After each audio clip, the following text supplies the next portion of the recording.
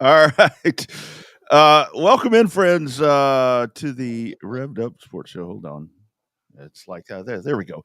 All right, we're good. Welcome in. It is your Monday, man. I tell you, creature of habit. You change up a couple of things, and shit goes a little haywire. But you get the point. Welcome in. Hashtag Real Race Talk. Glad to have all of you friends with us here this evening. Another Monday. Folks from all around the country checking in. So you guys feel free to check in with us. We'll tell you about what we got going on the show today. I'm Rodney Rodriguez. Bobby, how you doing, brother? I guess a little better than you pressing the buttons right now. You said it was a new interface. I figured you had it down pat by now, but I don't know. Whatever, dude. It's all right. It's still Monday. You know, it never fails. Where it's one of those things to where, like, I purposely yesterday tried to not mess with any of this stuff. I mean, other than working on guests and all that, but it was like, I'm not going to dive in there. I'm not going to be messing with stuff because that, tends to kind of, dig into other time. But anyway, so we got it all figured out. Fun show that we're going to be doing here this evening. Lightning McGreen's going to join us, talk a little truck racing after they race at 105 coming up. They got Cotton Bowl coming up in a couple of weeks. And we got a couple of Dylans. We got Dylan Kowalik and Dylan Budnick that will jump on, and we'll talk racing with those guys as well. So, Bobby, I'm a little confused here as I stay confused. Obviously, I'm very confused, but What? I'm a little Because Clayton Clark's not on the Olympic team? Is that what you're confused about? No. I know why she's not on the Olympic team. I know why she's not on the Olympic team. I'm a little confused because in the studio, I've got Wheel of Fortune on. Pat Sajak, I thought he quit. Reruns, dude. Oh, okay. He said in his final monologue that you still get to see about 2 months of him. Oh, I didn't hear the final part of that. I just kind of heard where he was talking about, signing off and whatever. I didn't listen to the whole thing. So, okay, well that makes sense because I'm like, oh, wait a minute here. Did we just get jobbed or something? Because he's on there clear as day. Him and Vanna, man, what a run! Jeez, that dude. God dang it, dude's been around forever. 41 years is on Wheel of Fortune, but he used to be a weatherman. I saw that.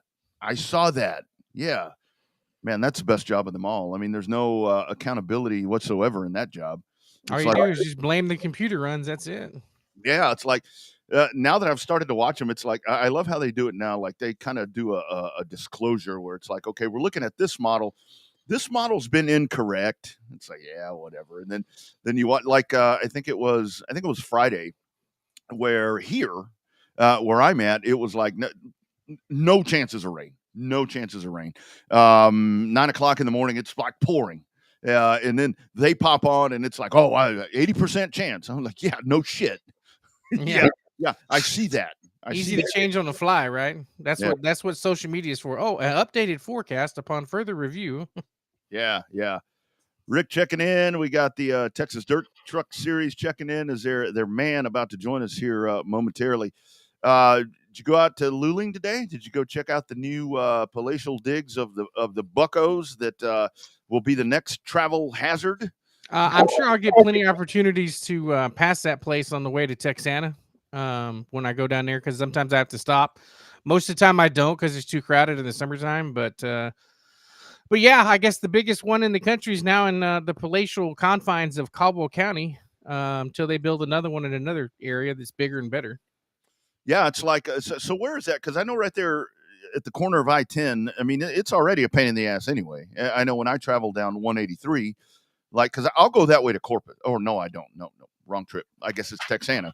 Going that way, and it's like that thing is backed up, and I'm like, come on, man, go across the street or whatever. It's built to the right of it. So if you're staring at the regular one, it's built to the right of the store. They're going to knock that other one down and turn that into a parking lot of gas stations, gas pumps. Well, I would imagine they're going to need that because I think So remember where the other set of gas pumps used to be to the right side of Buc-ee's, that one in Luling? Oh, yeah. They knocked all those down and put the other store right there. Okay. So it's still on the same side of I-10. Okay, Yep. That's tax related. I'm sure why it's on that side. Okay. Wow, man, that God, I bet that was a mess today. Oh my God, because everybody went. I mean, it's like people that go there all the time. You know that they had to go anyway. Oh my Lord, I can only imagine what that looked like. Yeah, it's pretty crazy. I hadn't seen any of the news stuff updating it today, but I'm sure there'll be some pictures and stuff tomorrow on local newspapers and all of that covering it. So, not Yeah. enough to make a news story, but I guess it'll be enough to be online on some of the online news No, links and stuff. of course. Absolutely. Motorcycle racing. It's good to know, man. That is good to know because when we had our Austin, Texas radio show, we covered that extensively, Supercross and so forth. So huge fans of that of motorcycle racing. I mean, motocross, Supercross, or whatever. I know around here, that's in Mobile. He's in Mobile. Of course, over here we've got whatever it's called. What do they call that? That comes over here, Dakota. That Oh, is MotoGP. MotoGP, yeah, they've got all that. They've got the NASCAR of the Formula One, flat track. Yeah, they do that. Over at TMS, or they were doing that at TMS. That right there. Let me tell you something. Motocross is one thing, but when you get those guys on the flat track like that right there is balls to elbows racing right there. That yikes. That whoo man. They do that down at L87. I know that. Yeah, they actually were doing that. They were actually doing that. I think it was last weekend on the off weekend. They were doing that. AHMA series. Yeah, man, we're gonna have to check in with you. Might have to get you guys on here to have some discussions with us and kind of break that down and enlighten our folks on that, because that's some pretty badass stuff right there. You got to be a little crazy to sling it out like that, but it's Yeah. amazing how those testicles don't sling against those frames and hurt as you sit there and slide around those corners doing God knows how fast instead of those dirt corners. Yeah, it's like the whole thing. Like when folks talk about sprint car racing and all that, I'm like, okay, well, that right there. I mean, not that the sprint car racers aren't, very ballsy and so forth, and maybe they're, the women or whatever you want to call it, but that right there is yikes. Yeah, that's pretty cool. We need to have some discussions on that. Yeah, no, it'd be pretty cool. Am I flashing out? Is that me? Yeah, you are, dude. I don't know what the hell's going on there. Hold on. I'll kill it and be back. Hang on.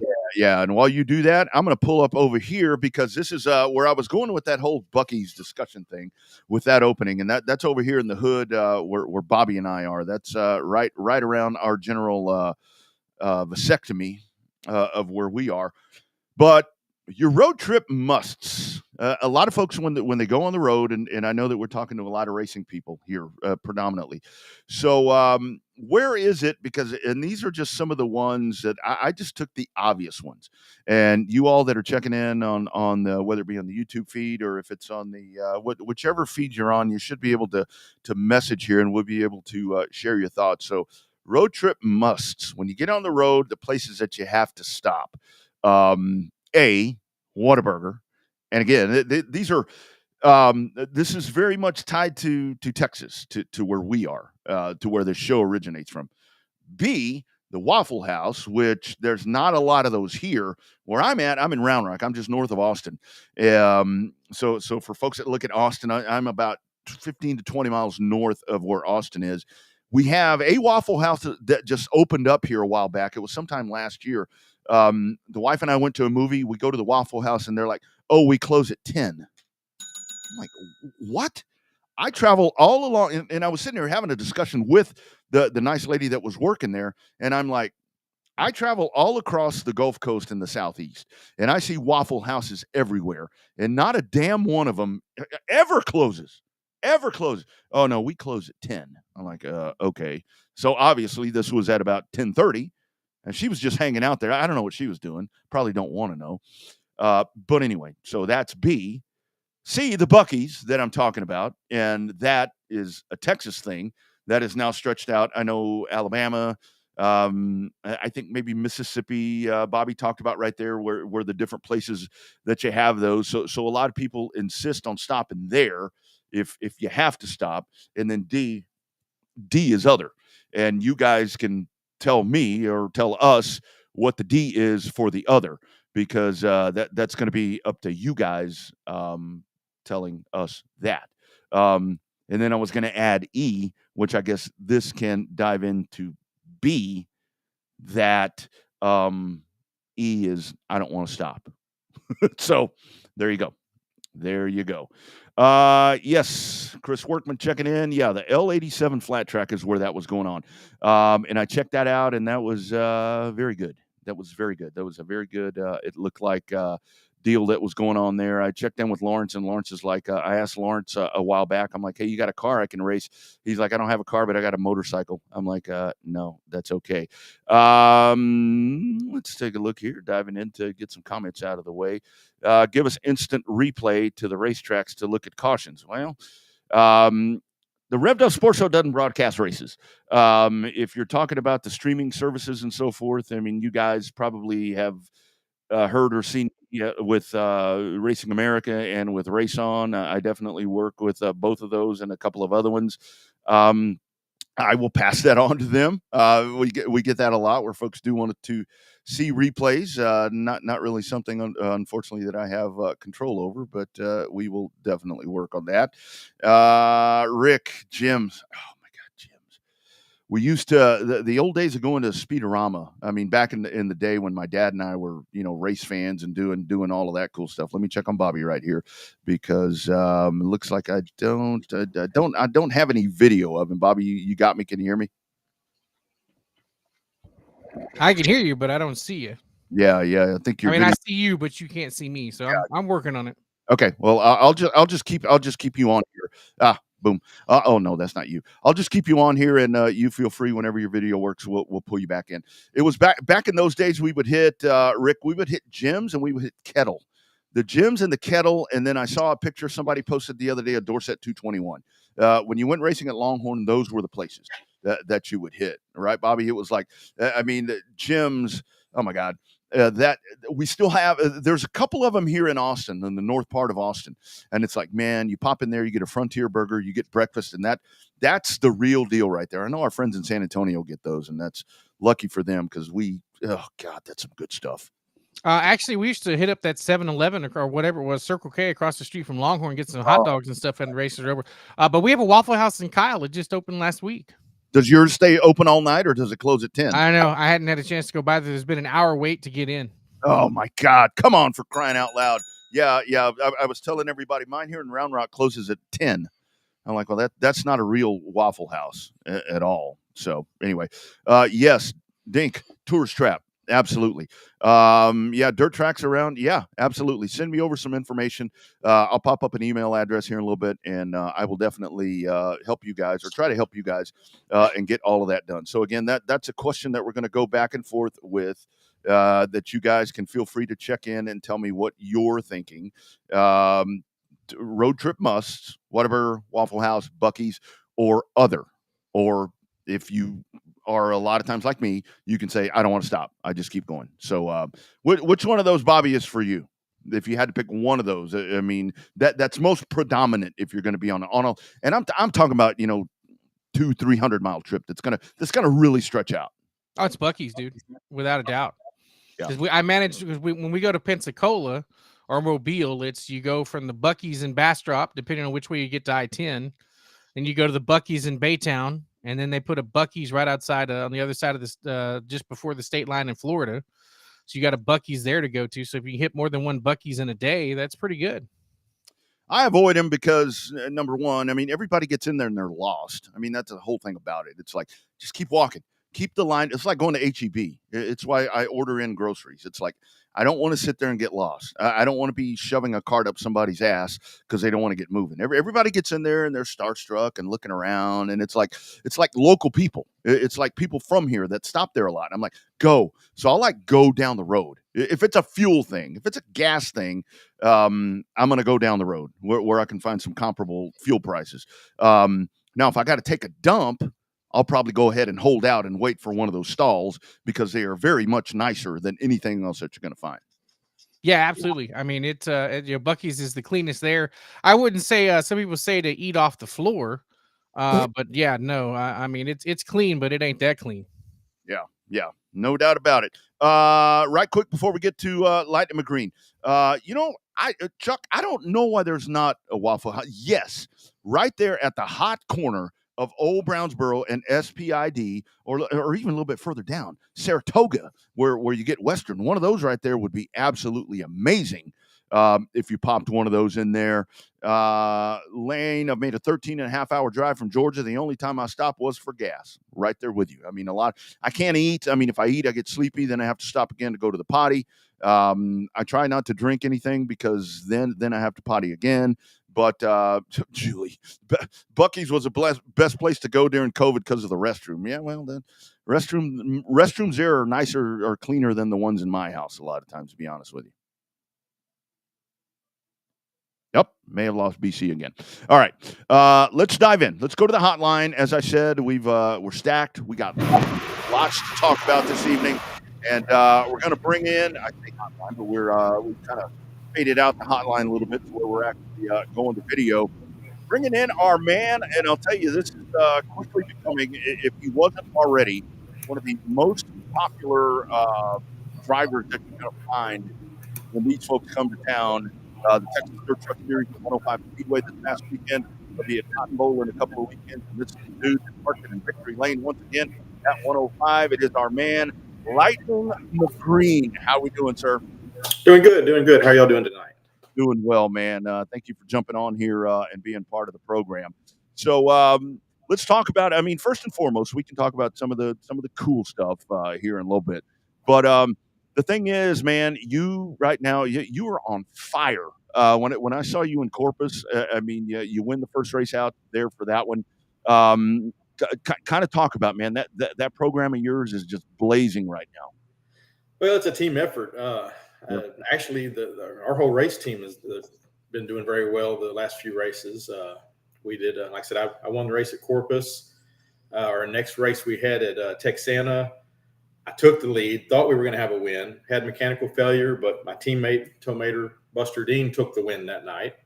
And then we went back to Corpus, a little off. We had to start in the back and just didn't quite try to get to the front quick enough and couldn't get them. But then coming back to 105 this last weekend, my other teammate, Leo Sasso, won his first race ever in the heat race. And then we won the heat race and then the features. So I think, it's a team effort here at our shop. Like I said, we've got 4 trucks and we share information. All of our setups are a little different, but we're close. But like I said, it helps to have other trucks in the shop to kind of compare notes and it just makes it a little easier come race weekend.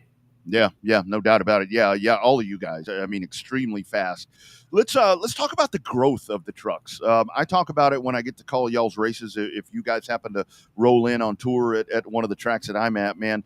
But Jamie, it's been so cool to see how man, this thing has really exploded. I mean, starting out, I mean, we see a lot of series that start out, and there's some hurdles, where it's going to take a little bit, which was the case with the trucks. But damn. It didn't take long. I mean, you guys, you've just exploded. Kind of talk about that truck count and so forth, because you got a really good tour put together right now. Yeah, the truck series, when, like I said, we started, I guess this is my 3rd season with the truck series. And when I was, first looking at them, they were lower car, they had a lower truck count, but I liked what they were doing, what they had. They got a really good thing going here and good group of guys to race with. Like I said, we came out with 2 trucks, and then we got 2 more. So now we're a 4-truck team. I know Scott Walker, he's invested in it now, and I think he's got 5 trucks that he's trying to get ready. So we'll have all of his trucks out. So it's a really good class, good set of rules. I like the fact that we get to travel, race other tracks. Yeah. That keeps it interesting. That always keeps it interesting.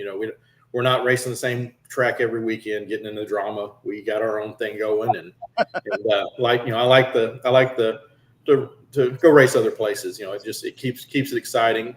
But yeah, no, the truck series is growing, and I would love to see 24 trucks, rolled out on the track. Hopefully, we can get that going. Don't know if we'll do it this year, but I'm thinking maybe next season we'll be able to see more, because they, like I said, good set of rules, and that's my main deal. I want to race in a class to where you're not having to spend a lot of money to do it, because it's hard to do nowadays, and they've accomplished that, I think, with their rule package and with our series.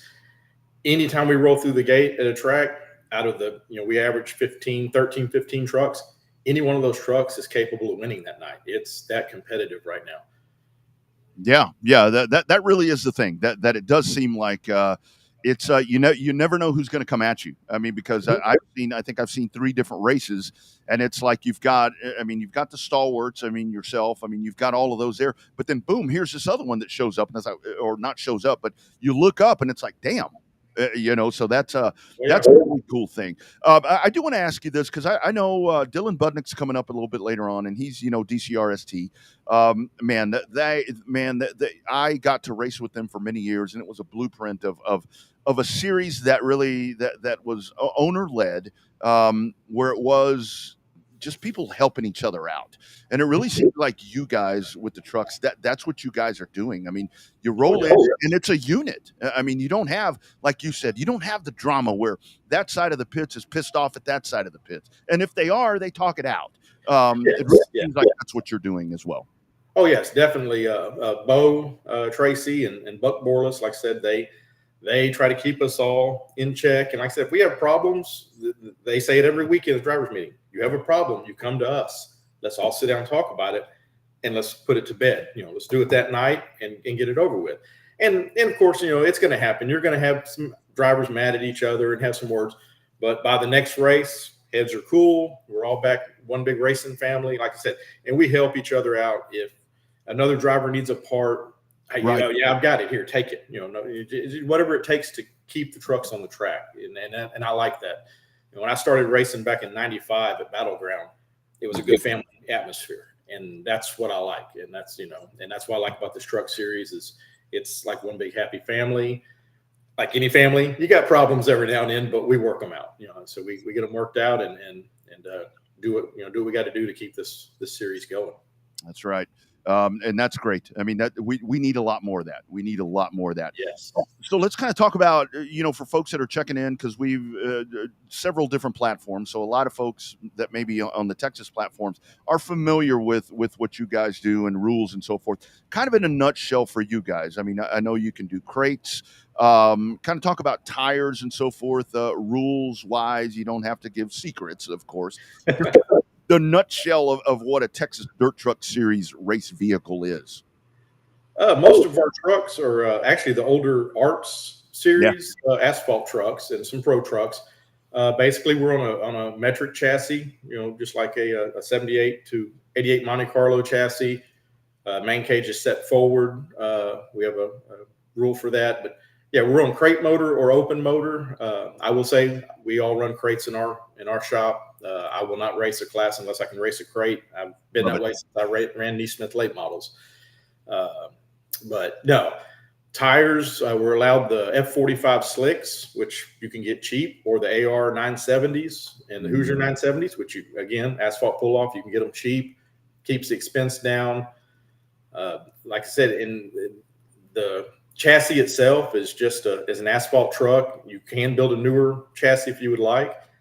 We've got jack bolts. We almost fit like a street stock rule at Cotton Bowl. I could race my truck at Cotton Bowl in street stocks on off weekends if I would like, because the rules are kind of basic, kind of keep them simple, and usually they'll lock our rules in for 2 years to where no changes. And if we do make a change, it's something small, and we try to keep it simple, keep it cheap. Yeah, that's old school right there. That's old school right there, doing those kind of things. So I do want to touch on, you mentioned right there about crates, or kind of to the question there. A lot of folks will frown down on that. We actually had a great discussion on here last week to where it's like, yeah, the engine builders are going to get pissed off and whatever with all of that. But I mean, honestly, to me, the whole thing is we always fight costs, expenses. It's a really good way to balance the field and save some money. I mean, I think it's a great thing. I think it's a great thing with crates in some of these series. Well, I will say this: the one truck Leo Sasso's driving, he's got my crate motor in his truck that I bought from Neesmith Chevrolet in Claxton, Georgia, and this is its 10th season on it. Wow! It uses 2 quarts of oil to race, and it smokes a little, but it's still fast and it still runs. And I mean, you can't kill these motors. I've got a 604 crate in my modified, the 602 in my truck. And that's my deal. It's cheap horsepower. They're easy to drive. They make it easier to drive. I've ran big open motors, and you Yeah. really got to be a delicate foot. You got to, you got to be able to control that throttle. And with a crate motor, it just helps. It helps the performance of the vehicle for the heavy foot, or like I said, it's so much easier to drive. Thank you for answering a question. So I think it was a first or second race at Corpus. Leo's out there in that one truck, and it is smoking like a mosquito truck. And I'm on the mic, and I'm like, okay, that thing is about to go. Be ready, what? And the damn thing never slowed down. That motor, I've been expecting that motor to blow up now for about 4 years, and it just hasn't done it. And that motor has been in one of my hobby stocks. It was in one of our late models. It was in a modified. It was in a factory stock, and now it's in the trucks. So that motor's been around. I love it, man. I love it. I love it. I think we got Bobby back. We don't have him on video. He's in a typhoon down there in south in the Kyle area. We got you, BC? Nope, I don't think we do. So anyway, all right. So I see the comment right here. So our friend Joyce reaches out. I tell you, we've hit a home run, like I was talking about. I've pulled up a picture of the truck a couple of different times. Man, talk about when did this hit you? Where I'm like, you know what? I'm going to take that Cars thing, and I'm going to be Lightning McGreen. Damn, that's so cool, dude. Well, honestly, I can't remember how long ago it's been we started this, but it was actually Buster Dean, my teammate. I think we started with the Econo Lake class at 105 years ago, and this had to be probably, I would say, over 15 years ago. The Cars movie came out, and Buster was like, you know what? We need to build a car themed deal, and Donald Mick, my other teammate who drives the Minions truck, they were talking about maybe doing it for him, and then he said, man, I can't do it. I can't guarantee I'll have all the time to do it. So I was like, okay, we'll come up with something. And then, my name is Jamie Green. Nobody knows who that person is. So I thought, Lightning McGreen, because we'll change it up a little bit. So we started doing that, and it just took off. I mean, one year I sold all the late model stuff. I built a street stock Camaro and painted it red, gold interior, put Iron Man on it. Yeah. Took it to Battleground, thinking kids are going to love this. Yeah, no. First thing out of their mouth, where's Lightning at? I'm like, we sold it. They're like, you go get it back. I'm like, I sold it. They're like, no, we don't want Iron Man. I'm like, okay. And I was like, told my wife, I said, look, we got to build another car. I said, we got to bring Lightning back. These kids are going to hang me. I'm like, we got to do it. And it was a whole deal. We decided to do it because the kids in the stands, and not just the kids, the adults too. I mean, it's good for them to be able to put a face to a car and give them somebody to cheer for. I wish more drivers would go up in the stands and do this. We order stuff in, we would get Lightning McQueen stuff at the dollar store, whatever, just to hand out to the kids, just to give them something to, make a memory for them. And now, like I said, it's taken off. I can't quit doing it. As long as I'm racing, I'm going to have to do this, and just, it is what it is now. But I enjoy it. I'm glad the fans enjoy it. My mom makes these bears, and I give one away every week. And it's just, I've been surprised. All the kids have come up to me and told me, oh yeah, I still got the bear you gave me. I've got, I was a little kid, you gave me this bear. And like I said, that's why we do it. We've been racing so long that I just want to go out and have a good time. I want to go up in the stands, make sure the fans and the kids have a good time, and just, have fun. That's what it's, supposed to be. It's fun. Yeah. And that's the way we're trying to keep it, moving forward.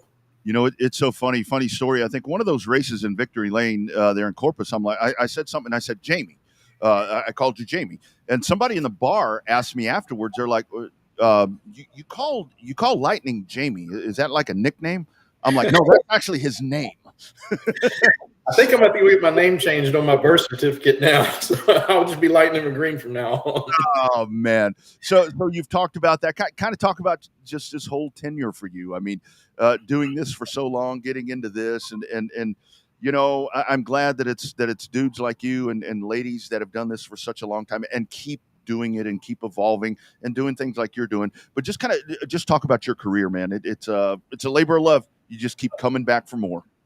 It is. This is my 29th year, And I always tell people, I've been racing going on 29 years, but I've been trying to quit for like 27, and it just hadn't happened yet. But I started at Battleground Speedway back in '95, and I actually started around '91 helping build cars, build bodies and stuff, and then just decided, okay, we're going to start driving. And I've raced every year. I haven't missed a season. I've always put in some races somewhere and something. I think I've raced everything on dirt except for a front wheel drive car and a sprint car.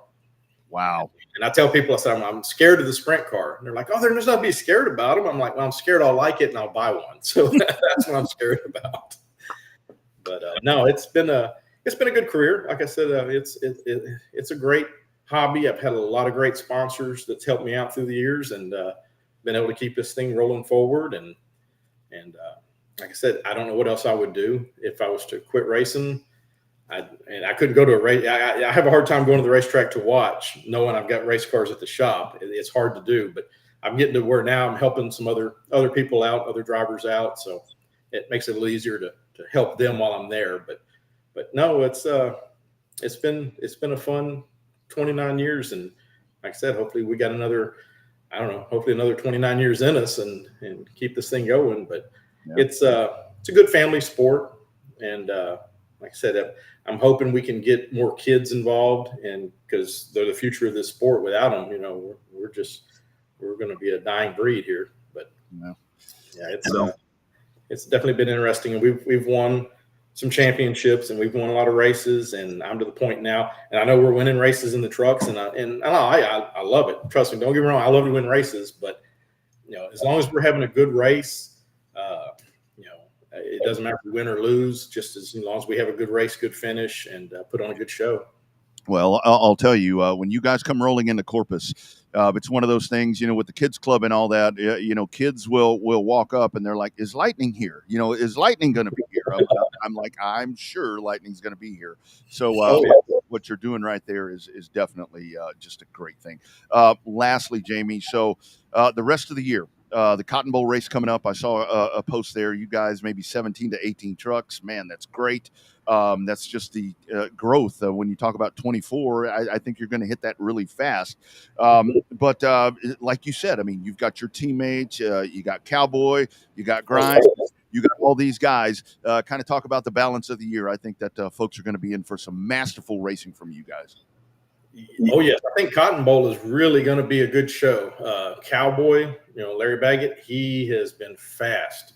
Every time he comes out, I mean, Saturday night, he put on me and him were battling it out, and he was hard to get around. And Tony Bernal, he's the same way. He's right every weekend. He's right there at the front. He's always in the front. Tommy Grimes, it's like I said, it's a battle. And one that's really shocked me is Eric Ramos in the 9 truck. He took over for Pedro since Pedro was hurt, and I mean he was fast right out of the gate. He's I like him because he asks a lot of questions, and we'll talk, and I try to help them out as much as I can. And he has really been impressive. He is getting faster every weekend. He's getting faster. My teammates, like I said, we've got a good run going with us. And I like the fact that the competition, like I said, anybody can roll out and win.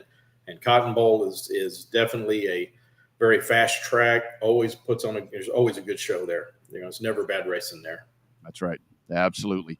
Man, congratulations on the success just the entire time. I mean, it's like I said, it's dudes like you that keep at it, and it keeps this thing real for a lot of us that get to watch you guys. And congratulations with the trucks and everything there, with the wins, and keep hammering, man. You get the Cowboy, you get Lightning, you get the Texas Tornado, all of that. You guys come into town, and it's a show. Looking forward to the 22nd at Cotton Bowl Speedway, the Texas Dirt Truck Series, Lightning McGreen. Thanks for the time, man. It's been a pleasure. Thank you. You got it. We'll do it again soon. Thank you. You betcha. There he is, Lightning McGreen. Jamie Green is the name. Like I said, a really funny story a couple of weeks back, to where it's like I did, he wins the event there at Corpus, and I called him Jamie, on the racetrack, as we were sitting there discussing stuff, and we go into the Turn 5 bar later on and sipping there, having a $1 Dos Equis, and they're like, why do you call that guy Jamie? I'm like, oh, that's who he is. So anyway, there's another look at it right there. He's hit a home run with that scheme and so forth, and definitely a fan favorite. And the thing about it is, he is definitely a fan favorite in a lot of ways, not only with the paint scheme and so forth and everything that he does, but when it comes down to just being a genuinely good dude that does really, really good things on the racetrack. And if you have not caught a Texas Dirt Truck Series event, you need to catch one, because they are the real deal and doing really cool things. Lots more to come. We got Dylan's coming up. We got Dylan Kowalik. We got Dylan Budnick. Got to talk a little bit of NASCAR. Got some hot topics. Don't forget, you guys, you can check in on the hot topic on our questionnaire. When you hit the road and you're going to stop places, A, Whataburger, B, Waffle House, C, Buc-ee's, or D, other. Feel free on the D to tell us what the other is, because if you're in a different part of the country, we may not know what you're talking about. So you let us know that. Coming up next, we got Dylan Kowalik. But first, a word from our friends at On Demand Shirts.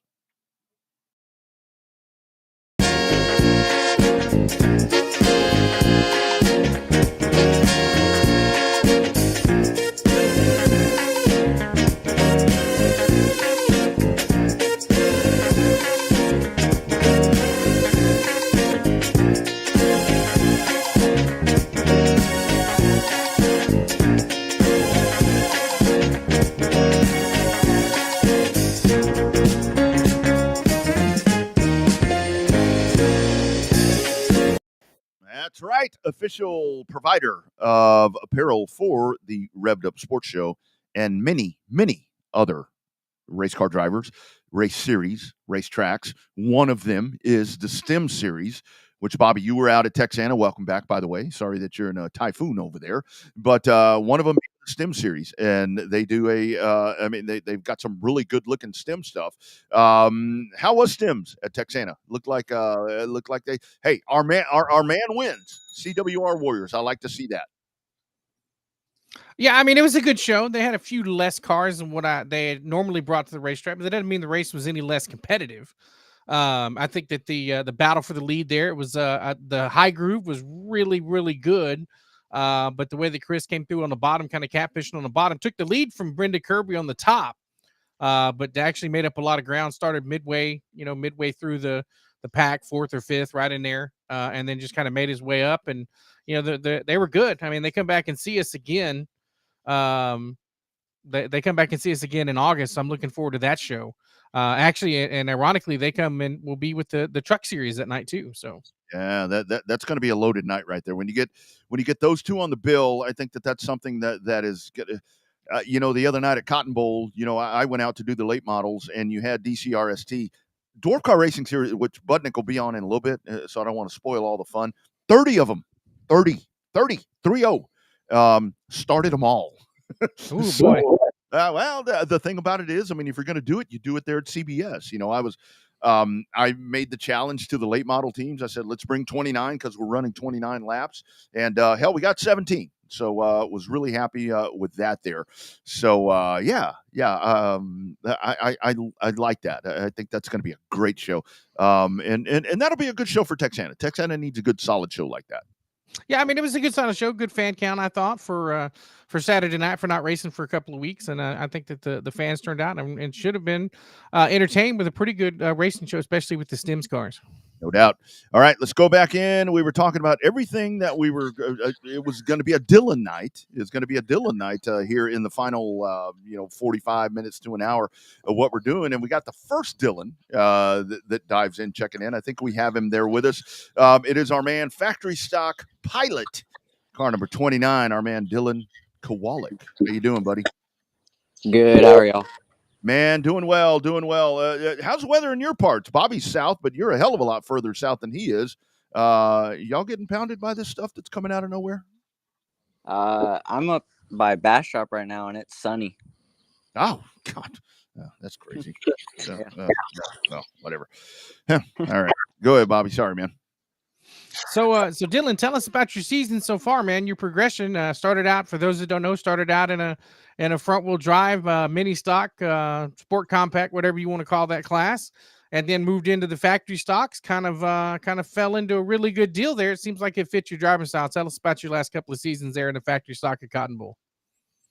Yes, sir. I mean, the first few seasons, it was a huge learning curve coming from a front wheel drive straight into a factory stock. Everything was backwards from what we already knew. So it took a long time to get everything dialed in how we needed it, and took a lot of people to guide me. But I think so far this year, we've got a pretty good idea of where we need to be. So, I mean, at Cotton Bowl this year, we've finished in the top 2, except for one race where I broke transmission. So far, so good. Well, I mean, if I'm not mistaken, so you won the championship at Cotton Bowl last year, didn't you? No, me and Tim Holmeyer tied. The tie. Yeah. Get to hell. So with that transition over to that, I mean, it's one thing I mean, you make the move, but man, those factory stocks, man, it's one thing. They're extremely fast. They look like a lot of fun to drive. But Dylan, there is never a lack of cars. Shit. Every time you look at one of these races, you guys are, I mean, just jam packed with these machines. Yeah, I mean, I don't think. Well, I don't know. There's at Cotton Bowl so far this year, I think the lowest we've had is like 16, and everybody's competitive every night. So you got to keep up with everything and just keep progressing, and try to get better every race to keep ahead. Yep, that's right. Gentlemen, it's crazy how the factory stocks keep having these big purses. You know, Boot Hill just did that announcement that they're running for $30,000 to win, and it just seems crazy that these cars that are, you know, not mid range, kind of mid range on the card, if you will, but I mean, you know, they're not big mods, they're not limited mods, they're a stock car based car. It just seems crazy that these cars, as stock as they are, could run for these huge purses. I mean, talk about the class as a whole. I mean, is it something that you plan to stay in because some of these big money races, or you look at a limited, or you look at a big mod? I mean, talk about the class as a whole from your perspective as somebody that drives in it. Personally, I think right now, factory stock's a good class for me. I think the price, like you said, and I can go wherever I want and race. There's always going to be, every track runs factory stocks pretty much. And so I think it'll help me like learn just going to different tracks, which is what I kind of want to try this year, is when I get a chance, go to more tracks and just learn more. But yeah, I think like that race in Boot Hill, there should be a lot of cars and there's going to be, I don't know how they're going to do the rules yet, because if they're going to just allow USRA kind of is dividing the class. I feel like they're allowing different springs, different ball joints, a whole lot of stuff, and it just brings in a lot more like geometry and stuff that it's completely different than what it used to be a few years ago. So I hope they allow some kind of I guess advantage for like IMCA cars or something. But yeah, I think we're gonna try to make that one, and should be fun.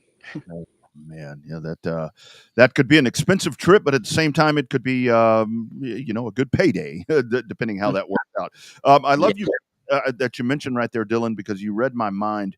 One of the things that I'm so impressed with you, I mean, many things. I mean, all the stuff that Bobby was talking about, but you do. I've seen you at 37. I saw you firsthand at the race ranch Memorial Day weekend, going out and exploring those different avenues right there and different drivers. I mean, because you get different styles from some of those guys. Kind of talk about the difference for you that you know you've made your stamp at CBS, you know, big, wide, fast track, and then you go to these, I like to call them bull rings, some of these smaller ones. and you get out there, and it's a very different way that you have to drive these race cars on those smaller tracks. Yeah, for sure. I really struggle at I-37 in Corpus. We've made a lot of changes this last time we went to Corpus because it was a 2-day show, and first night we just sucked. Like, we were not good at all. And second night we changed up a bunch of stuff. We had a bunch of help from some guys, and it seemed to get a lot better. So I think we're starting to figure that out. But those long corners, and then you don't have any time to think by the next corner. You're going in a circle. Like, Cotton Bowl is just long, and you have plenty of time to think, and you have, I don't know, it's just a big difference from those two tracks that I've been to so far. But yeah, I totally get what you're saying, because the first times that I went in a dwarf car to both of those tracks, to South Texas Race Ranch and 37, it's like I'm used to. It's like there's no backstretch, and it's like, shit. I mean, there's the turn, and you spin out, and there's a wall, and all that shit, and it's like, my God, what the hell am I doing here?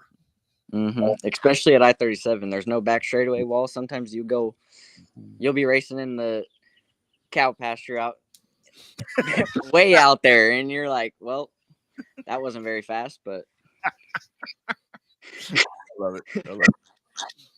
Who knew the fast line at I-37 was the bovine line out by the cow, right? Blowing by some cow. And so as far as the competition at Cotton Bowl, I know that Rodney has said before, we talked about it a little bit, there is no shortage of cars at Cotton Bowl, especially in the factory stock class. What is it about the allure of Cotton Bowl? Is it because of the fast, high speeds? Is it because the class is even?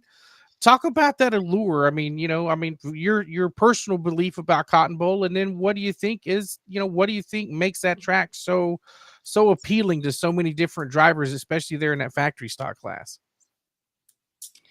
I can't really speak for everybody, but me personally, I just like the facility. It's nice. Everything's clean. It's like a nice racetrack, and I can see there's a lot of light on the track.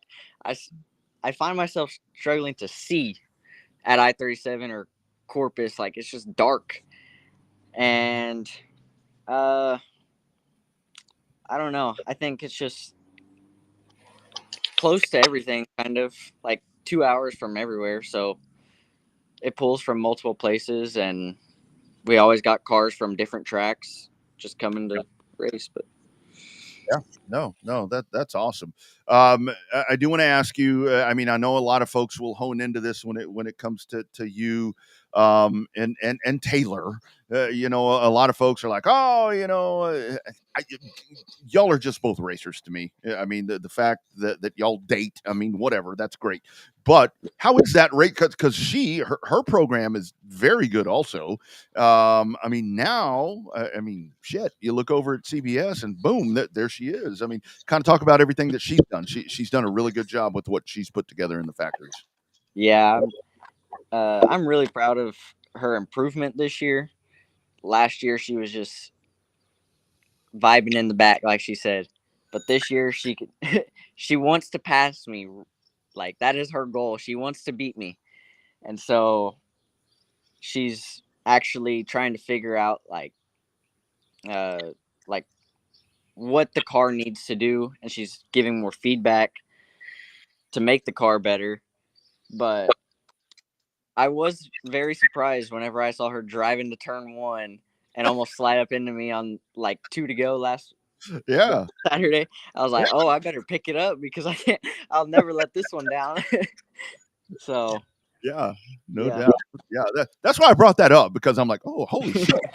I wasn't calling that race, and I looked up and I'm like, oh, damn. So that's a good thing. So who gets bragging rights on a deal like that? I mean, do you rub it in that you're winning races and running more up front, or are you the smart one and say it's okay, honey, just keep chugging at it and you'll do better? Like, that's from the old guy's perspective. The latter is the better part. You just say, yes, honey, come on, you keep doing a good job. Don't rub it in that you're beating her all the time.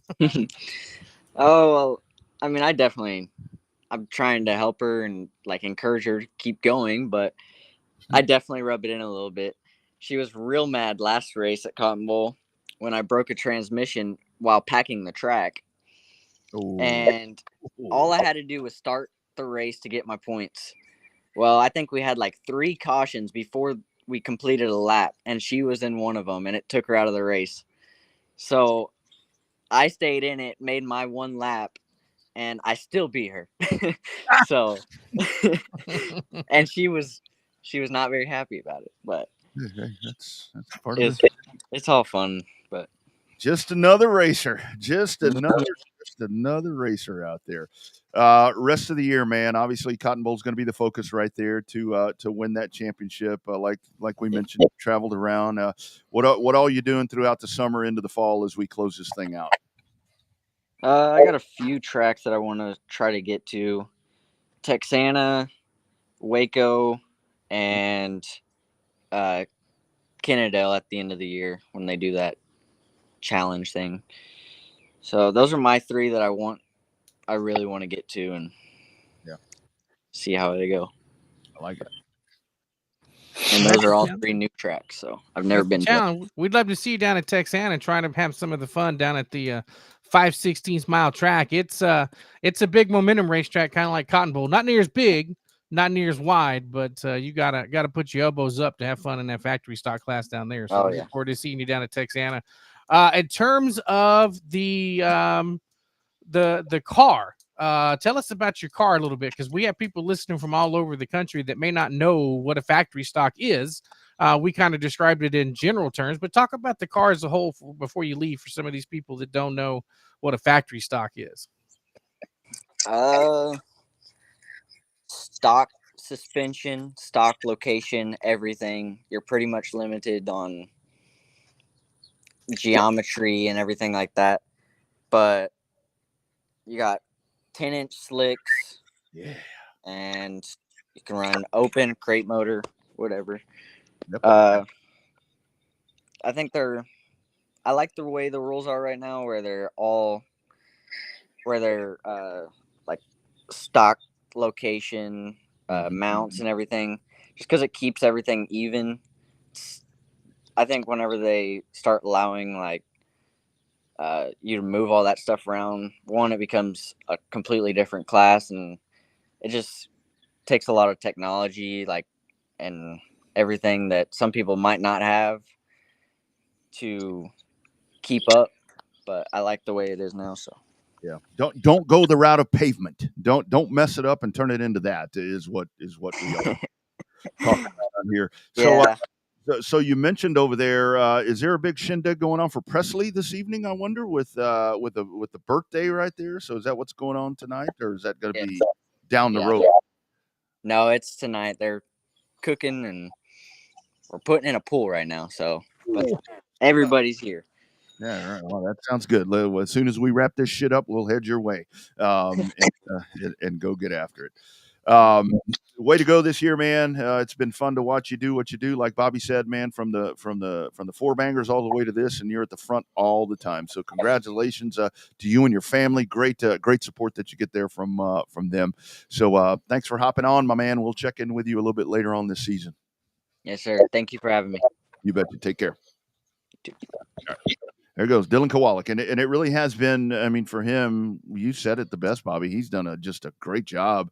You know, he was really good in the mini or the sport compacts, and then to make the move right there, it's like a fish to water. It didn't take any time, and that dude was at the front of the pack. Yeah, definitely was able to figure it out in a hurry. That's what you like about you see the uniqueness of Cotton Bowl, where somehow, some way, it's like the stars align for certain drivers, and it's like they just end up figuring it out.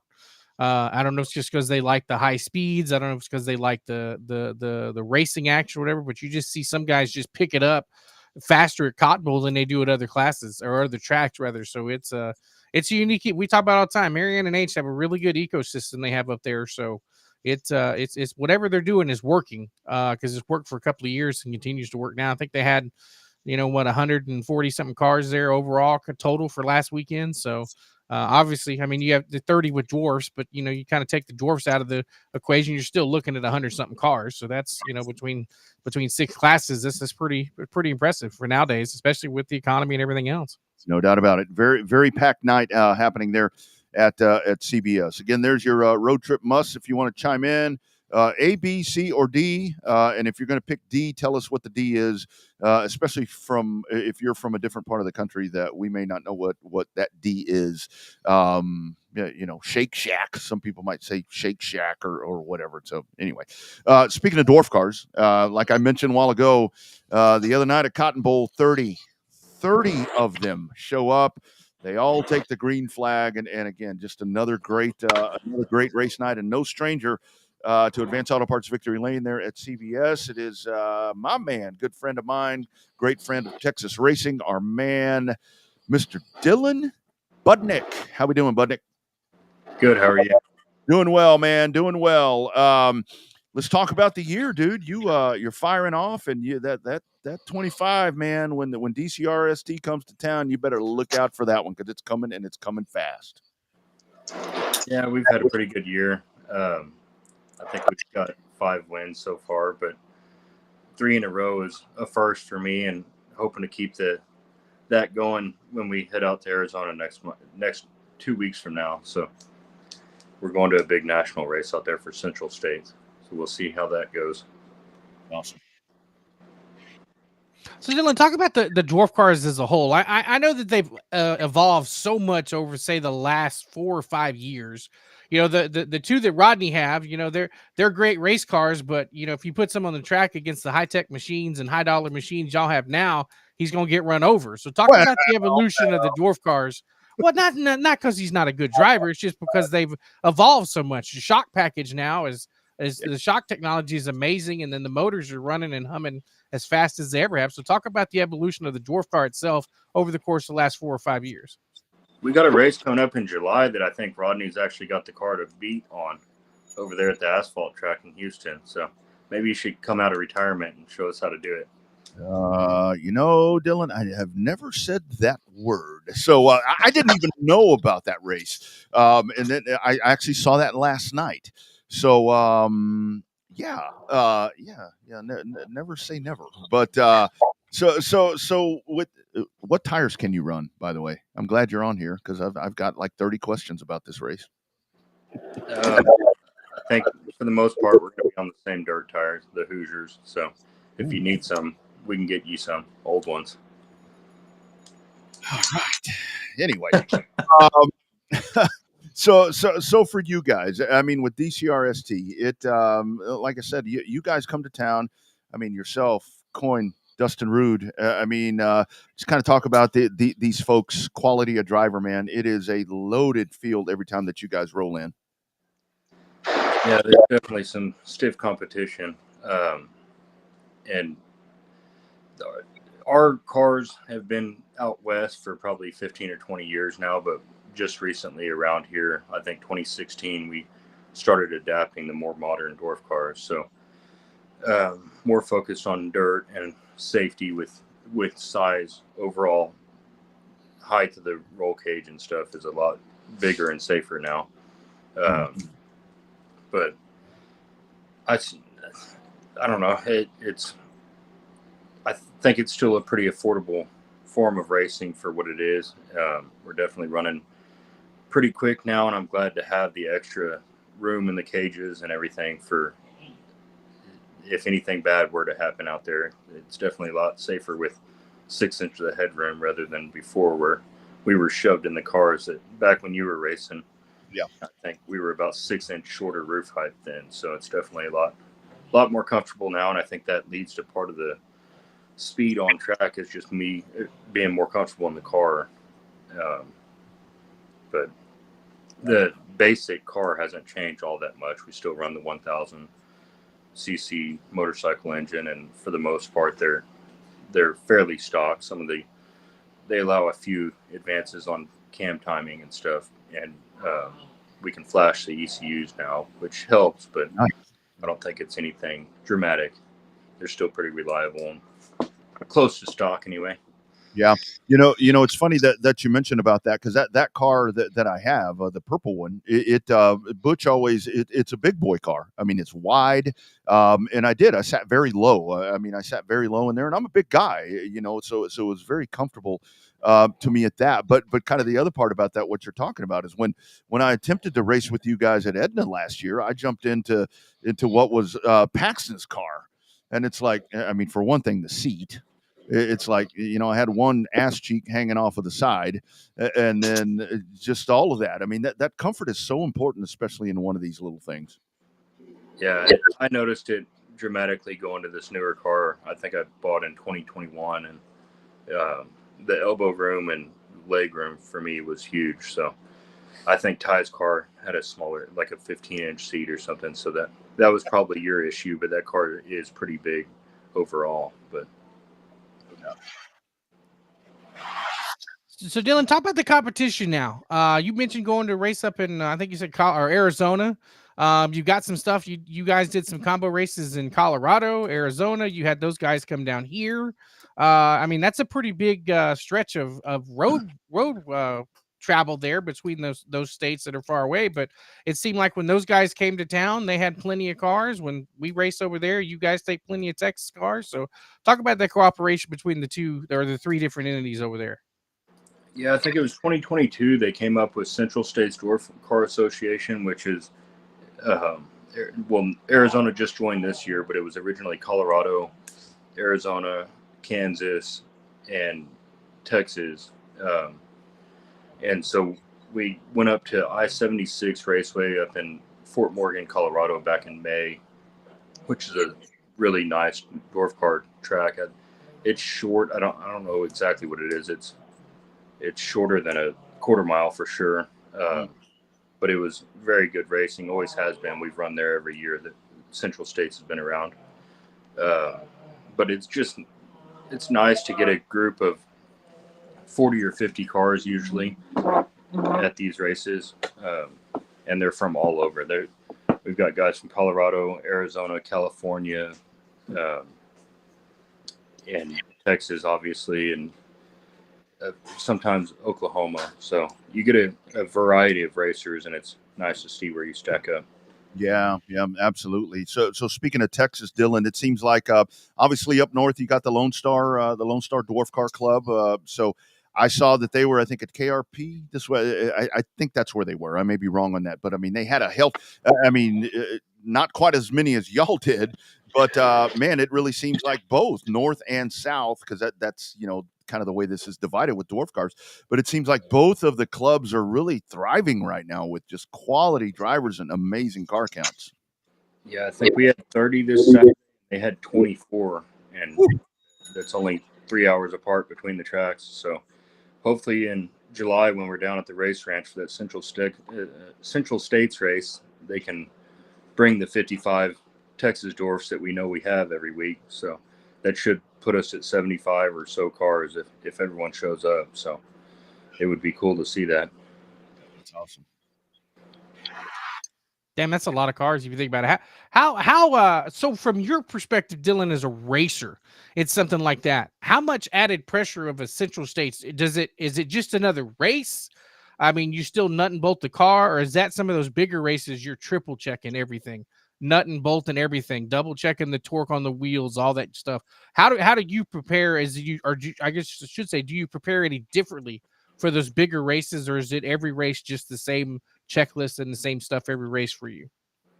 I get the most enjoyment out of driving the car, so I do the basics, and I try not to get nervous or excited about the bigger races, and just do my best to finish the race. That's the main goal, and if I happen to do good, then that's a plus. But I just try to set up for the track and drive accordingly. Main thing. I try not to get worked up about it. That's the main thing. Yeah, yeah. So Dylan, DCRST, I mean, it goes back, a lot of years. I mean, with Arden and all of that. But I did want to ask you, Dwayne Groff does an exceptional job, and when you want to talk about, I mean, it's one of those things to where if you're going to transition, the fact that Dwayne has taken that role. And it's just run with it and taken you guys to a different level. Kind of talk about his dedication and just what he does for you guys, for the club. Yeah, that's Arden's the reason I got involved in it. Was 20 plus cars every weekend, mainly at Central Texas Speedway, and then we did a little bit of dirt racing. But after he stepped down, we struggled for a few years. But Dwayne stepped up, and he's does way more than he should for the group. I can't thank him enough for all he does, and I think he is by far the one to thank for the growth that we've had, and I think we've been over 15 cars every race this season so far, and I think our highest is we had 41 or something at Cotton Bowl earlier in the season, which is just crazy to me. But he's the guy behind it all for sure. He's like, when next 2 weeks from now, when we go to Arizona, he's got a stacker trailer he bought that can haul up to 7 dwarfs on it if needed. So he tries to fill that thing up and take anyone and everyone that's willing to go. So he's definitely the guy that's making it thrive, and I'm glad to be part of it for sure. Mm-hmm. So Dylan, big goals rest of the year. Obviously, the big one, always try to beat Dustin Rude for sure. That dude's always on a rail. But rest of the year, obviously the big races coming up in Colorado, Arizona, and that big race coming up in Corpus. Beyond that, just going to run the rest of the season, try to get a championship out of it, or are you just going to run it race by race? I plan to run every race that Dwayne puts on. I'll try to be there and support the club, definitely. And then Central States, we've made all the Central States races so far, so we're definitely going to be up in Arizona in a couple of weeks, and then down in South Texas Race Ranch in July 25th through 27th. And then it finishes up out in Airport Raceway, which is in Garden City, Kansas, which is a great short track. It's an awesome track for dwarfs. Again, they always prep really well up there, and it usually puts on a good 2 and 3 wide race. I was actually able to win that one last year. Kind of lucked out at the end due to a caution, but it worked my way. But at the end of the year, we're hoping to get out to Marysville, California, which is a biggest national of all the dwarf cars, which last year I flew out and drove another guy's car that does a ton for the series, or for dwarf racing in general. He actually took Rude and I out there and put us both in cars, and I think there was 105 cars on night one of that. Woo. So we're hoping to get a few South Texas cars out there this year. Yeah, no doubt about it. Lastly, Dylan, let's talk about, so we're pulling up the picture right there of you and Victory Lane at Cotton Bowl the other night. I've gotten to see it 2 times. Tell us about the restrictors. I think it's restrictors. Fruit doesn't fall far from the vine, or whatever they say. You've got a young one now that's got that in the blood. Kind of talk about that. Yeah, they have a meeting every year out in Reno, Nevada, and we were told that it was discussed. I don't know when it was, December. It was discussed about a restricted class, and we saw a local car pop up for sale and took advantage of it and bought it as a roller and put it together with the help of Brandon Spring. Got our 9-year-old son in it now, and he's run a couple seasons in the little wing carts locally. It pretty much just when I have a race and they're running carts, he would run, and then in February at the indoor series down south that Owen puts on, he was there for every race. So he's got a little bit of driving experience, but the main thing is learning this dwarf is a clutch and shifting and all that. So he's got a learning curve, but the restrictors, we cut half the airflow out of the motor, so it cuts the power down a little bit, but they're still going pretty quick around the track. And Gage Urbanowski is Colby's son. He's running them too, and it seems to be, hopefully we can get a couple added every year and grow this thing to where it's similar to the micros, where kids have a class to go to throughout the country. And then the nice thing about it is you can pull the restrictor out and have a dwarf car race ready for any race there is. Hey, check out what I found right here. It's kind of choppy, but this was the last DCRST race on pavement in Houston. Hey, look who's ahead right there. It's old car number 4. Holy shit. Yeah, you can bring it out of retirement in a couple of weeks and see if you can do it again. Well, that was short lived. That was very short lived lead, but it was a good time, man. Dude, I am so glad to see what you have accomplished. I remember when you came in, I was actually watching some stuff from CTS a while back, and I saw that wreck there at turn 1. And then 2 days later, you're racing and you're blowing everybody away on dirt. And I'm like, God, that's what it's all about right there. Really cool to see what's going on with you there, man. And I know that that championship's going to be a hell of a race for you guys on the championship. And then once you guys head out of state. Cool. Look forward to it. And thanks for having me on. Absolutely, man. Take care. All right. Have a good day. There he goes. Dylan Budnick, and I think a lot of where it's really exciting for him is now with the kiddo behind the wheel. It's like now it's a full family thing. I mean, and I remember those folks when they first started, like I was talking about. I mean, they were. I mean, they're still very young. I mean, he and his wife, they're very young folks compared to you and I, Bobby. But it's like now they've got a kid, and now they're like racing parents and all that. And it's like, damn, man, time flies when you're having fun. It's always strange when you see the next generation come up. You're like, oh man, I've been around way too long, and then you realize it's then you see the second. It's when you get to the third generation, you're like, oh man, this is like knowing that Bruce Wright's got a grandson that's racing quarter midgets. Now you're like, oh hell, I can't believe we've been around that long to see that. So maybe one of these days we'll call one of Logan's races in a Bandolero or something like that.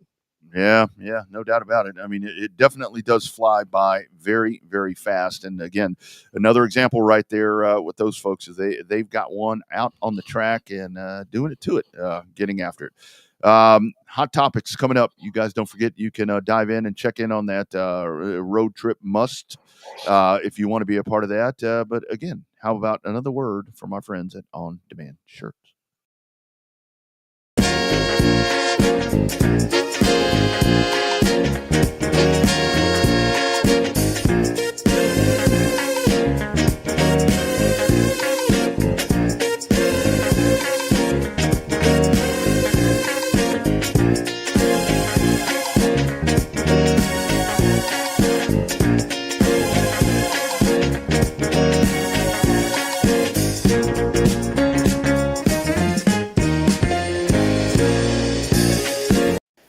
On Demand Shirts, official apparel provider of the Revved Up Sports Show. And by the way, if you are interested in any of that stuff, you can click that QR code right there, and it'll take you right to that live store. They can fulfill an order right now if you want some of that stuff. So check it out. T-shirts, caps, hoodies, all of that cool stuff is On Demand Shirts. More than shirts, it's On Demand Shirts. Bobby, did you watch the late model? Did you watch the 30th annual, what do they call it, Dream at Eldora? I did not, because it was the same night I was at Texana, and I hadn't got a chance to watch a replay. Yeah, I didn't watch it either. I won't tell you who won, but it was a guy that was on the pole.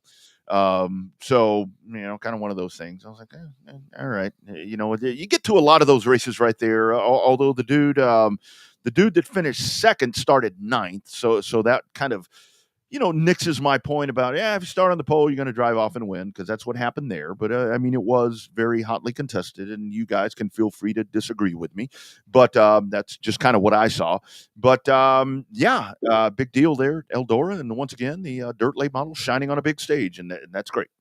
Well, it's great to see the weekend kick off with Tony Stewart reaffirming that he has not sold Eldora, selling a lot of other stuff off, but definitely not selling Eldora, which I think is a good thing. I mean, who's he going to sell it to? Kyle Larson? I mean, that's the next logical owner of that place, but yeah. I don't know. I mean, I think after selling the All-Star Circuit of Champions and selling off the parts and pieces of Stuart Haas, at least 3 of the 4 charters, it sounds like that 4 charter is going to be a package deal with either Riley Herbst or Cole Custer. I mean, I think that it's, of course, he wants to start a family and all that. And granted, at his advanced age, that's a tall order, but hey, whatever. He's proven that he's more than capable of making any decision successful, regardless of what it is. So, Yeah, I think there's no doubt about that. Whatever he chooses to do, I mean, is going to be something. And a lot of folks with the stepping away, with Stuart Haas, I mean, it only makes sense. I mean, I think we talked about this, but Gene Haas has other. Obviously, he's got a business to run. I mean, then he's got a Formula One interest, and he's Tony, like you mentioned. I mean, Tony Stewart has things that he's doing as well. And the other part about it is, you can say whatever the problem is with any of that. Why Stuart Haas has kind of fallen off of the face a little bit.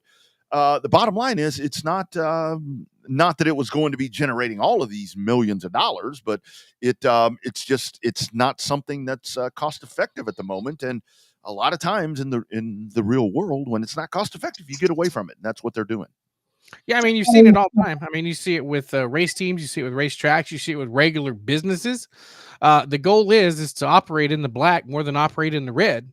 And so, Gene Haas sponsors a lot of those cars, especially that 41 out of pocket with Haas. I mean, it's kind of the same deal like Hendrick sponsoring Kyle Larson with HendrickCars.com. But Gene Haas has spent a lot of money sponsoring that 141 car out of pocket. And then you take into consideration the loss of Anheuser-Busch, the big loss of Smithfield with Eric Amarola. And then you take in the big loss of potentially not having that Ford backing, because a lot of that money's going back up the road to Front Row. That that was not, the writing was kind of on the wall, really. When you wonder how big 4-car operation, first the rumors were they're going to sell one, then the rumor they're going to sell two, then the rumors that they were just going to sell all of it while they were selling all of it in a fire sale. So, like we always say, when the rumors start catching fire, they become a little bit more truthful than just a rumor. And that's unfortunately the way that Stuart Haas has gone the last year and a half. Yeah. I mean, that's what happens. And again, I mean, I will say, for them, I think it was admirable that they did this and chose to. I mean, employees have known this. I mean, it's like when this initially went down, I saw a lot of folks, all the folks out of work, and I get that. I mean, that because that is the big concern. But it's like, they've known. I mean, they've known. This wasn't. You didn't have these folks that work in the shops. They didn't find out about this when we did. They've known this, and I know that SHR is going to do everything that they can to put them in a position, to take care of their families, to do everything. I mean, that's Gene Haas and Tony Stewart are good people. It just so happens that this current regime and this current venture is not working for them. And I mean, what would anybody else do? I mean, you want to sit there losing your ass, or are you gonna move on? I mean, they're moving on. I mean, it happens. I mean, they're not the first major organization to go out of business. They're just the first biggest one in the one. That's, I mean, I don't know. I mean, they're giving out severance packages from everything that we're hearing to those that are definitely going to lose their jobs. Obviously, Rodney Childers has said that he wants the entire Ford team, including Josh Berry, to go as a package deal. Sounds like they could end up over at the new charter with Front Row. Over there with the new team, and then of course, Front Row needs 2 drivers. So I don't think it's a foregone conclusion that Chase Briscoe ends up in the 21, but that's a lot of fire coming off of that one, a lot of smoke coming out of that one. So you got to feel for a guy like Ryan Preece. You got to feel for a guy like Noah Gragson. Gragson may be going to Gibbs. You don't know. He's got a Bass Pro Shops tie in there. So is he ready for Gibbs? I don't know. I mean, he's shown spots of greatness this year as the top running Stuart Haas car. So I don't know. It's a sad deal when you lose an anchor team like that, but times are changing. This NASCAR deal, talking about spending cap limits and charter limits to 3 teams, except for the 2 4-car teams that are left. I mean, it's all in, we're going to learn a lot more about 2025 here in the next 2 months than we have in a long time. I think come the Olympic break is when they're going to break a lot of news. Yeah, and the charter thing, I saw something today where, NASCAR has told the teams, I mean, a lot of with charters and all that, I mean, a lot of it depends on revenue stream and broadcast partners and media rights and all of that, because that really is the big thing that's going to drive all of this. And I know that things are set, and I kind of got a preview. I think it was on Saturday. I was sitting at the house and I turned on what's it called? Channel Fit, where the Xfinity series is going. CW. CW. I don't know why I was going to say something else. I turned on the CW and Live Golf was on there, and just kind of watching what they're doing. And again, that's a different way to watch golf, by the way. But that it's a newer presentation. It doesn't have the history of ABC, NBC, Fox, all of that, and it's something where when the CW takes over, and that's why I kind of like that the CW takes over this year for the playoffs, that they're going to get time to figure out how to make that work and make it better. You look at, I was actually talking to Milton about this on Saturday night. He's a golf guy.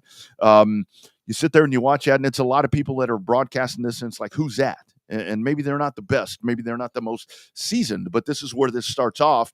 And I think that the better that product gets as we get ready to usher Race Hub off the air tomorrow, I think this is a lot of this revenue that we talk about that's going to help drive all of this. And to the Race Hub point, I'm really sad that we're losing that show. That was kind of always that 6 p.m. Eastern thing that you turn it on and it's like, well, it's always there. Even if the show sucked that particular day, it's like it's always there. You get your fill of just a little bit of a racing thing if you're watching broadcast TV.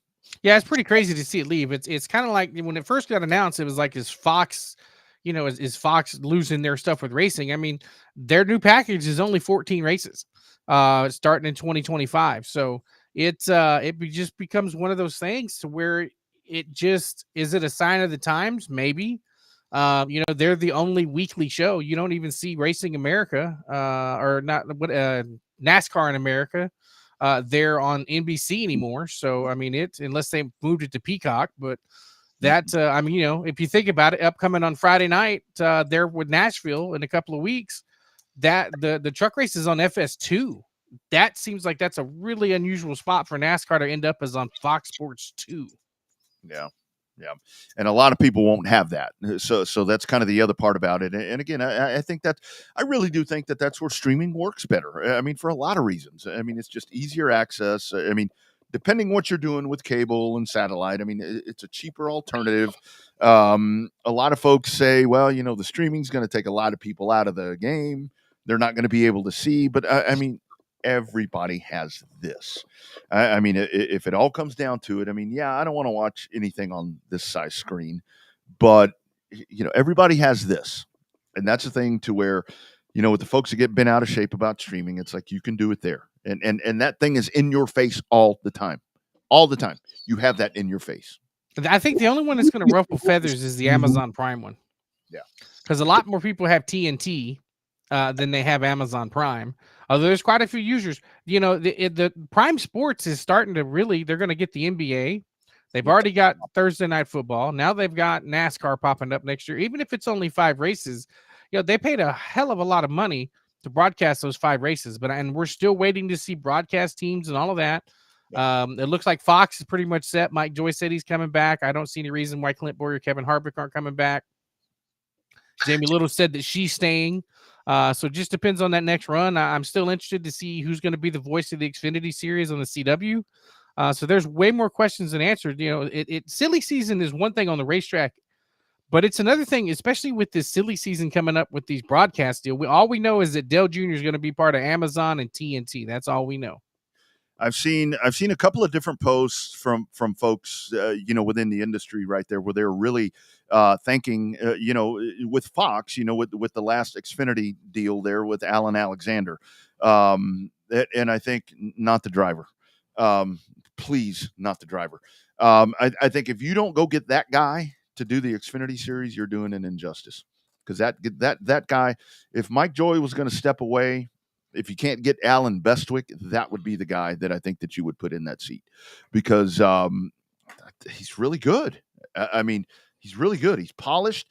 And the thing is with him, with AA, it's been so impressive with him with the Xfinity thing, because it's like he never has a regular booth. They're always bringing in, he's familiar with Logano and these guys that continually pop in there. But, I mean, these guys come in fresh off the track, Bobby, and it's like, and he runs that broadcast to where, I'll be real honest with you.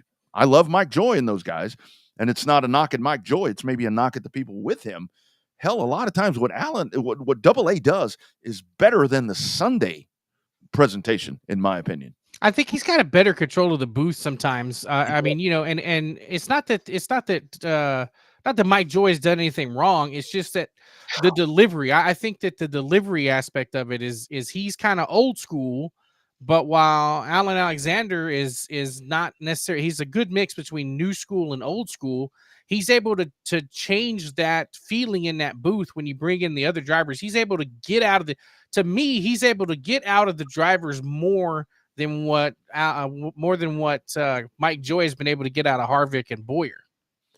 I think he's more of a, and maybe it's the fact that he's younger. Again, not to even say that that's anything but what I think that he does better is, because what I don't like is when you listen to a broadcast, and it happens with Boyer and Harvick, where Harvick's making a point or whatever, it's his time to talk, and then Boyer's like, oh, that shit drives me crazy. It really seems like Alexander is better to where I don't know what he's doing in the booth, or if he's got something, if he's over here like this, or if he's very clear on what he expects. But he does. He just does seem to be able to wrangle a lot of that better. And Mike Joy probably doesn't want to have to fuck around with that. I mean, he shouldn't have to mess around with guys talking all over each other, with everything that he's done. Yeah, I mean, he's been doing. I mean, I was surprised. I didn't realize he's that old. He's almost 70. Oh, no. Sorry. Yeah, that's the way it works, right? That's the way we used to do it. Yeah. No, I'm sorry. Go ahead.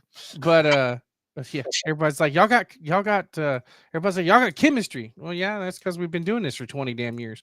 But yeah, I think that the ability that to me is going to be the unsung heroes of the next media round is going to be the media package to figure out who's going to do what. So that to me is going to be that to me is, I have more silly season looking into that than I do looking into some of the stuff on the racetrack.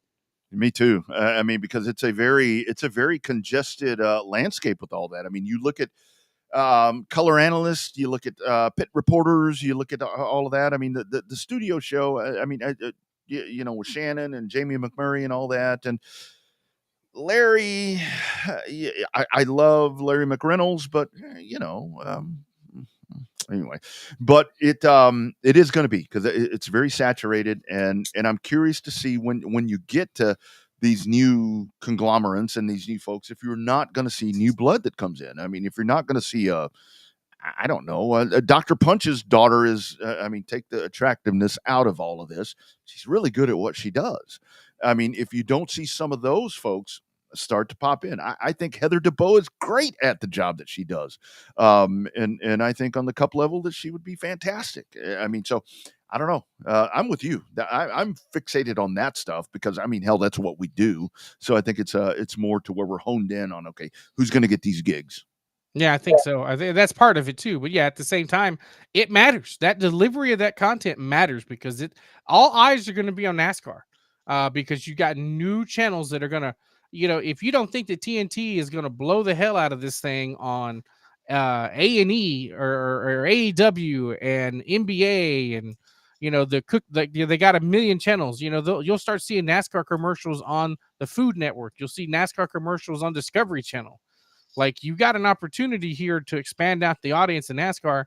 And we've seen what Amazon Prime can do with football. So I'll be surprised to see what they do with racing. Yeah. And a lot of that is, I mean, with TNT, I think they're getting two college football playoff games.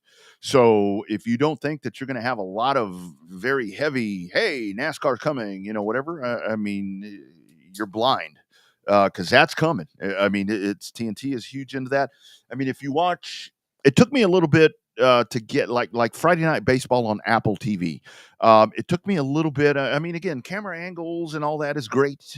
Strike boxes and all, but it's a different presentation. It's people that you're not familiar with, and I think that's where it's really going to be a shift to where I think that with Amazon and these different things, to where they may not.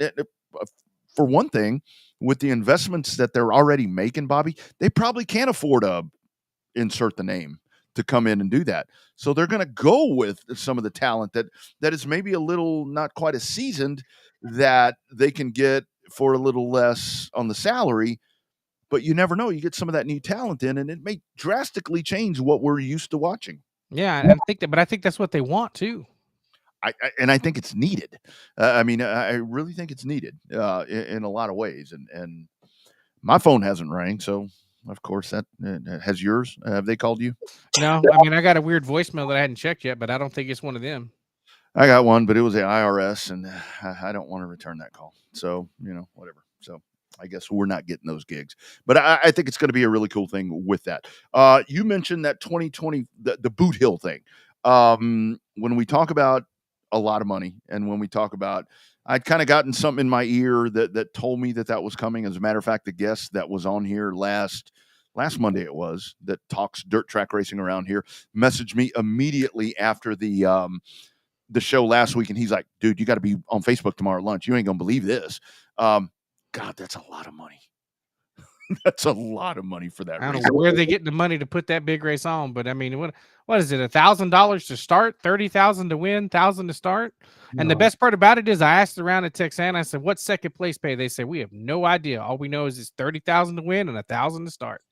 And it was one of those things when Dylan Kowalik was talking about that. I was going to say, when I said that it was going to be, a very rich trip to have to go make, but at the same time could be something that could generate a lot of money. I mean, just think about that, because I mean, there again, and here's where I'm curious. By the time we get to that point next year, 2025. By the time we get to that, this tire thing is going to be a little different, because at some point, all of these pull-offs, and I know that Hoosier's gone to the new tire compounds and different. I'm assuming that's going to be the same thing. I'm really curious to see what the tire thing, if we stay in this, run the pull off and all that, $30-$40. Holy shit. I don't know where they're going to put all these cars, because everybody's going to show up. Hell, if I had one, I'd go turn it into a vacation. Well, I don't know what you can do for vacation around Boot Hill, but hell, turn it into a fun trip, even if you don't make the race, because odds are you're not going to make the race. Yeah, I think they're only going to start 24. I mean, they'll probably have 150 cars. Yeah, that's a whole thing. You'll have big name guys building factory stocks just for this one race. Oh yeah, they're going to come out of the woodwork. I mean, all that I'll say is, hopefully that money stays intact. We've seen, and again, not go shop this thing around, get you some good, solid sponsors that are going to help you with all of this. Lastly, on the Texas side, Boyd. I saw that you reached out. I saw that came out. Maybe that's going to come back. I would have loved for somebody to take the bait that you threw out, because we love breaking those stories, like you said. I would love to talk to on this program whoever is attempting to do that, because that's where I see something like that, and it's like, man, I'm old, man. I'm a scorned woman. I see stuff like that. Mm-hmm. Like, here we go again. Some racetracks never die. Somebody's always going to think they can do it better than the prior promoter. So that's where people step in and try to make it happen. Well, and the other part of that is, great. If Boyd comes back, I mean, that would be fantastic. But I go back to the case right now, where folks wanted San Antonio back and Corpus, which myself included. I'd love to have them back, but I'm like, number one, let's support the one we have. And number two, we're barely keeping that one going. So why do we need the other ones that are going to tarnish that? But when it comes to the Boyd thing, it's like, man, we got racetracks everywhere. Let's focus on that. Let's not skip other places to go there, or to think that we might get to go turn hot laps over there, because that's what I saw, right? Hot laps. Anybody want to come practice? Yeah, but wasn't anything very concrete about anything. But I just threw the bait out there. You never know. It got a few likes, so maybe they'll see the post and pass the word. Yeah, bring it on. 4 words come to mind each and every time that I see this: bad boy speed orama. I guess that's 5 words. So anyway, we'll see. All right, man. What a show we've had. A couple of Dylans, Lightning McGreen that checked in, and you missed that part. I mean, your thoughts with that? I mean, I think it's really cool that this dude shows up. I was telling him, it's like he shows up, and I talk about trucks at the race ranch, and they're like, "Is Lightning coming?" I'm like, of course he'll be here. People think it's like the kids. They think it's like the Cars one, but a truck. And that's, man, he has hit on a gold mine with that persona that he has taken on. No, yeah, I mean, it's a good thing. I mean, he's one of the most popular guys. You kind of gotta, when he gets into a wreck, you got to be very calm about it, because you don't want the kids to think anything negative about Lightning McGreen there. So not that he's gotten into a lot of wrecks, but you just gotta be mindful, right, of that younger audience, because that's the ones. I mean, hey, that's what it takes. Like he said, that's what we need. That's what we need with the next generation, right? Who cares why the kids are coming to the racetrack?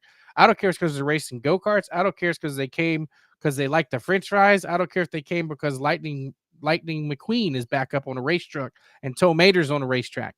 Yeah. That doesn't matter. The reason they're there is irrelevant to me as long as we get kids and that next generation started. Yeah, that's the whole thing about it. I mean, the night that he won at Corpus, the first, I think it was their first night out when he won there. It's like all these kids run down and they want to go take a picture with the truck, and I'm like closing the gate. I'm like, we can't do that. I mean, we you know how Owen gets about running an efficient show. I'm like, by the time we get all these kids down there and get them back just because they want to go take a picture with Lightning McGreen, it's like, shit, we'll be here all night by the time we get this done. So yeah, that place went ballistic when all that went down. Did want to mention, we saw the thing about Texas Short Track Hall of Fame. I'm helping. I'm more of going to be a moderator, I think, more than anything else. But that I think that's great. I love the concept. It's long time overdue. Really looking forward to this. But these first few classes are going to be the ones where it's like, all right, there's going to be some hurt feelings here, I think, initially starting this thing out. Well, I think so. I mean, that's just the part of it. You're going to have that first class. It's no different than a NASCAR Hall of Fame. The ones that got inducted, you knew those were the ones that were going to get in there. Bill France Jr. or Bill France Sr., Bill France Jr., Richard Petty, Dale Earnhardt, and Junior Johnson. That was a no-brainer. Texas is up for a little bit more discussion. Now, the other part, too, I got to get with Phil is if we're going to split this thing in half. Is it one solid Texas Short Track Hall of Fame? Or are we going to do pavement or are we going to do dirt? One. Just one. So that narrows it down. That narrows your bucket even further now. Yeah. Because then you're going to piss off the pavement guys if nothing but dirt guys get in. Then you're going to piss off the dirt guys if nothing but pavement guys get in. And that's the whole thing to where I think, unfortunately, that's not going to be in. I don't know if you're on one of those committees or not, but not yet. I don't. I have asked and demanded to not be because I don't. I mean, I don't be. I mean, I've got my own ideas. I mean, and that's where it's going to be so interesting in all of this because depending who, it's going to be a lot of give and take that's going to be needed here because I mean. I'm going to say one thing, you're going to say somebody else. And depending how many folks, and that's where these committees, and that's where I'm glad that you have somebody like Phil that's going to be the one that's going to seat these committees or help seat the committees and listen to all of the back and forth. Because I was talking to somebody a couple of weeks ago when this thing was first kind of, that it was really going to come out. And it's like, who would one of your first inductees be? And I said, hey, AJ Foyt. And they're like, why him? I'm like, why not? It was a younger, and I say younger, I mean, I'm talking late 30s. Why AJ Foyt? I'm like, well, for one thing, he's from Houston. I mean, the dude dominated dirt tracks around here. The dude dominated pavement tracks. I mean, there's a lot more to AJ Foyt than the Indianapolis 500 and the 24 Hours of Le Mans and all of that. And that's where you're. And then I said, Shorty Rollins. And they're like, who's that?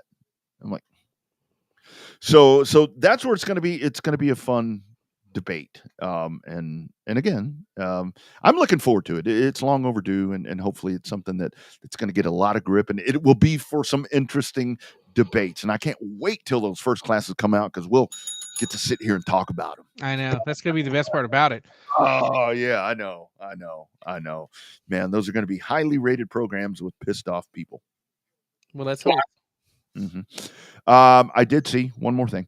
I did see Jennifer Kidd this past weekend at the CBS. By the way, Cotton Bowl, thank you for having me. Great time. Those late models were amazing out there, 4.5 wide. She mentioned their San Antonio race reunion. That's going to be here before we know it. So kind of something there to keep in your breadbasket. Our October 5th. There it is. Our friends at On Demand Shirts, they have a store. They're going to have apparel and all that for you. So kind of keep that blocked, kind of keep that open because I think that's going to be. I think it's going to be more. It's going to be San Antonio based. It's going to be out that way, but I think we're going to get a lot of folks from around the state. Kind of correlates nicely with, I think, this Hall of Fame. I think the Hall of Fame should do something there, but that's just my opinion. Well, actually, surprisingly, looking at the calendar, October 5th, no one in South Texas is racing. Yeah. No H&P, no Cotton Bowl, no I-37, no Race Ranch, no Texana. Mm-hmm. And ironically, both UTSA and Texas are off that weekend too. So I will definitely be down there as well. Yeah. Gabe checking in. The new format. This is a great question. I'm surprised that we haven't been asked this yet. There it is right there. Gabe Alvarado. Thank you, my man. What's your guys' thoughts on the new format of the Lone Star 600 being at 105? Well, necessary evil, really. Yeah, that I mean, I much like the format better at Devil's Bowl, but the whole fact is you're not able to do that. I mean, I think honestly, Bobby, don't you think if you were going to try to keep that same format, really the only place you could do it would be Cotton Bowl? Yeah, that's the only place left big enough to hold all those cars. Mm-hmm. I naturally thought that the Cotton Bowl would be a good place for that to land. You know, when I figured out the Devil's Bowl or heard that Devil's Bowl wouldn't be moving forward, I think Cotton Bowl would be great. But hey, the thing is with everything that they do with the 600, I mean, you're still going to have folks from all around the country or the world that are going to show up, and I think the format's something that I mean, it's going to work. Whatever they do, the thing is when Brad Dixon and those guys do something, it always works out. So I guarantee you they've already practiced this thing, don't you think, Bobby? It's like they'll have it down to just boom, boom, boom, like it was already. They won't miss a beat, even though it's a new format. They're not going to miss a beat on anything. Brad and Jack do a great job with the 600. There's been other races modeled after the 600 all across the country, so I don't expect it to be any different, despite the format to get into the 600 being a little different this year. Just because it's a necessary evil when you have that many cars on that short of a track. I mean, you know, hey, it is what it is, but you definitely got to definitely have to adjust for a track size change when you're going from Mesquite all the way down to 105. Yes, definitely quite the change that we're going to be seeing with that. Did want to mention, obviously, Jamie Campbell, lots of thoughts right there. And again, thank you, folks. A lot of friends. We are in partnered with On Demand Shirts, but All In Designs has done a great job to come in and more T-shirts. I can only assume they sold out of those at Cotton Bowl. Those were there. I saw a lot of people with that. Again, all of that money from All In Designs is going to the Campbell family for you know that. Oh God, that still sucks so bad. Man, Cotton Bowl is coming up. We mentioned right there, and I didn't pull this up, so I'm glad this actually came up, Bobby, and I'm glad that we're running a little bit long because otherwise I'd have had a very irritated at me promoter. Coming up June 22nd, Go Texan Night at the Races. We talked about the trucks. It'll be another loaded night out there at Cotton Bowl Speedway with that one coming up. By the way, we look really good on that back straightaway. So be sure to put that on your calendar to be a part of that. And we also pass on thoughts to the Jim Boring. That is actually Heath Stewart's dad. And he passed away last week. Not to be confused with Danny Stewart. I know that will confuse folks, but Jim Boring passing away, and that man, that's tough. It's really hard, man. That's a really tough one to lose. Yeah, definitely not a great week, not a great couple of weeks here with the deaths involving people that we know in and around the racing family. Mm-hmm. Greg Davidson, I did check in. I saw a post with Greg. I do want to tell you guys, when I see anything when it's health related with Greg, the first call or text that I make is to Chris.